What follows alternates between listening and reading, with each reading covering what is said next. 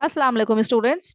आज की वीडियो में हम एक्सरसाइज 9.5 का क्वेश्चन नंबर 5 करने जा रहे हैं। इससे जो प्रीवियस क्वेश्चंस हैं वो हमने प्रीवियस पार्ट में किए थे।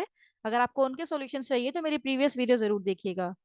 क्वेश्चन नंबर 5 में हमसे इक्वेशन ऑफ रेक्टेंगुलर हाइपरबोला के बारे में पूछा गया है, जिसका सेंटर ओरिजिन पे है और उसके वर्टिसेस है +-4, 0। तो स्टूडेंट, सबसे पहले तो हमें ये पता होना चाहिए कि रेक्टेंगुलर हाइपरबोला है क्या। तो रेक्टेंगुलर हाइपरबोला के बारे में आपको ये मैं बताती चलूं कि इन rectangular hyperbola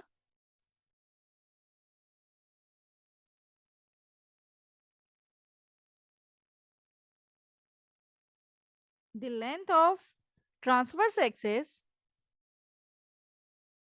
is equals to the length of conjugate axis। यानी कि जो हमारे पास ट्रांसवर्स एक्सिस होगा उसी लेंथ का ही हमारे पास कॉन्जुगेट एक्सिस भी होगा।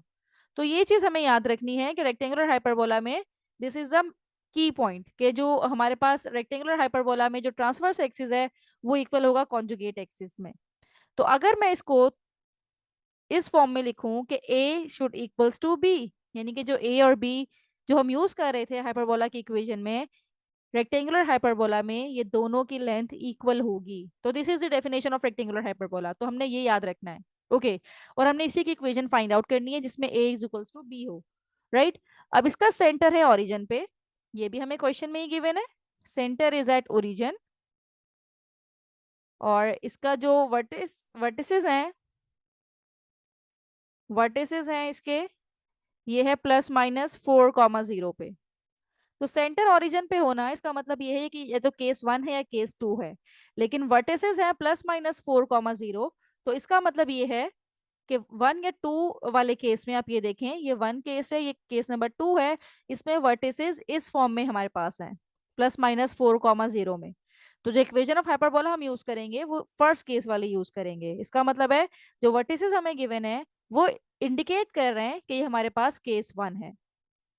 और केस 1 में जो इक्वेशन ऑफ हाइपरबोला होती है वो होती है हमारे पास x² upon a² minus y² upon b² is equals to 1। और इसका वर्टेक्स कहाँ पे होता है? Vertices is at +-a, 0। और जब इसको हम कंपेयर करवाएं, क्योंकि गिवन वर्टेक्स क्या है हमारे पास, +-4, 0। तो जब इसको कंपेयर करवाएं तो a की वैल्यू हमारे पास आ जाएगी 4। और ये बात मैंने शुरू में ही बताई थी कि रेक्टेंगुलर हाइपरबोला में जो a की वैल्यू होती है वही वैल्यू होती है b की। तो a अगर 4 के इक्वल है तो b भी हमारे पास 4 के ही इक्वल होगा। तो a और b दोनों 4 हैं। तो ये जो इक्वेशन नंबर 1 है जो हमने इक्वेशन ऑफ हाइपरबोला यहाँ पे मेंशन की थी, वो अब हमारे पास क्या हो जाएगी, पुट इन इक्वेशन नंबर 1। तो x² अपॉन 4 का स्क्वायर यानी कि 16 माइनस y² अपॉन 4 का स्क्वायर इज इक्वल्स टू 1। अब एलसीएम ले लीजिए। तो ये हो जाएगा x² minus y² is equals to 16, यहाँ पे जाके मल्टीप्लाई हो जाएगा। राइट। तो ये हमारे पास इक्वेशन ऑफ रेक्टेंगुलर हाइपरबोला आ गई है। This is the equation of rectangular hyperbola. अब सेकंड उन्होंने ये पूछा है कि find the equation of conjugate hyperbola.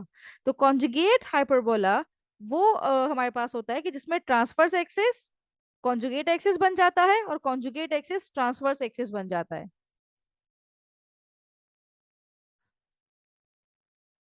अब सेकंड जो क्वेश्चन यहाँ पे पूछा गया था वो ये था कि आप इसकी कॉन्जुगेट हाइपरबोला की भी इक्वेशन निकालें।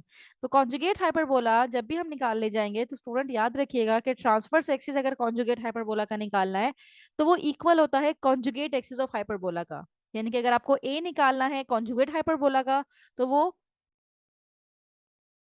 इक्वल होगा हाइपरबोला के इसको थोड़ा सा मैं रिफ्रेश करूं।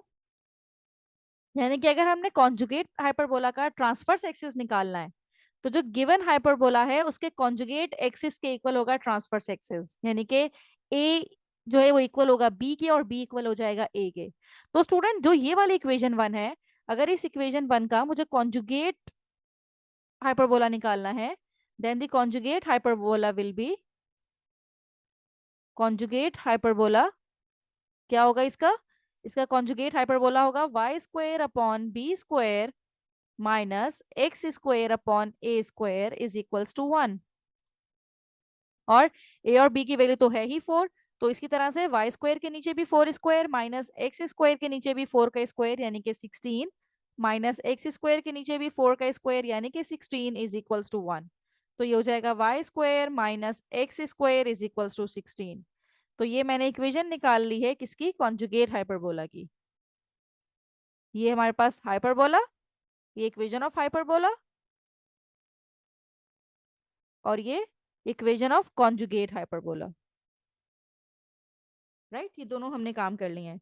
अब तीसरा ये है कि हमने निकालना है इक्वेशन ऑफ एसिम्पटोट्स। तो इक्वेशन ऑफ एसिम्पटोट्स निकालने के लिए हमें क्या करना है, इसकी इक्वेशन होती है हमारे पास, यहाँ पे मैं लिख देती हूँ, इसकी इक्वेशन होती है इक्वेशन ऑफ एसिम्पटोट अगर हमने निकालना है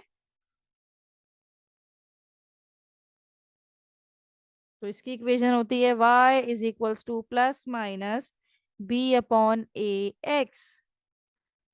तो y is equals to B की वैल्यू भी 4 है, a की वैल्यू भी 4 है, x 4 से 4 कैंसिल आउट हुआ, तो y is equals to plus minus x। अगर इसको मैं अरेंज करूं तो x plus Y is equals to 0, एक इक्वेशन ये हो जाएगी और दूसरी इक्वेशन होगी y minus x is equals to 0। These are the equation of asymptotes of rectangular hyperbola. तो हमने इसके सारे पार्ट्स कर लिए यहाँ पे क्वेश्चन नंबर 5 के। उन्होंने हमसे पहले रेक्टेंगुलर हाइपरबोला के बारे में पूछा था, तो मैंने आपको एक्सप्लेन कर दिया कि रेक्टेंगुलर हाइपरबोला में ट्रांसवर्स एक्सिस इक्वल है कॉन्जुगेट एक्सिस के।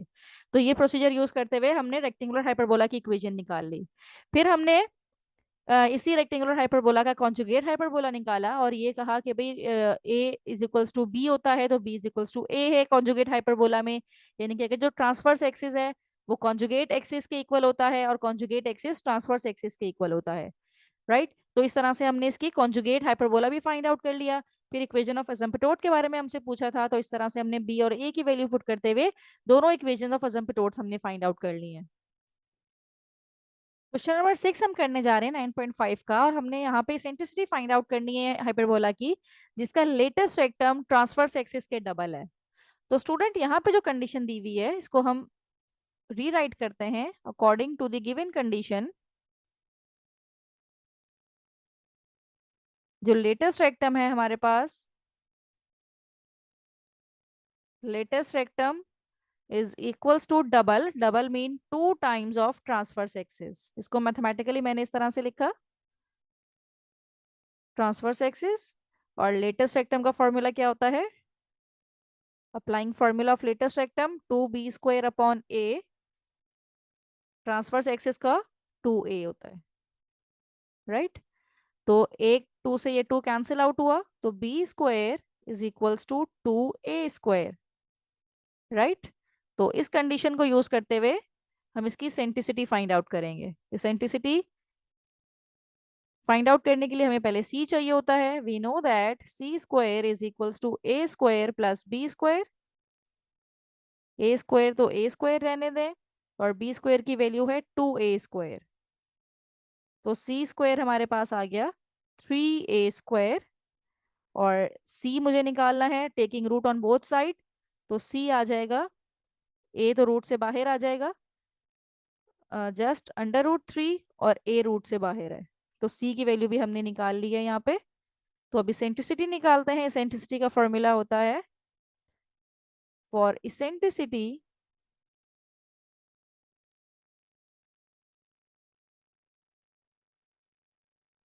फॉर्मूला हमें याद है, c is equals to A E होता है और e निकालने के लिए c अपॉन a। तो c की value under root 3a, a को a ही रहने दें, a से a कैंसिल आउट हुआ तो इसेंट्रिसिटी आ गई हमारे पास अंडर रूट 3।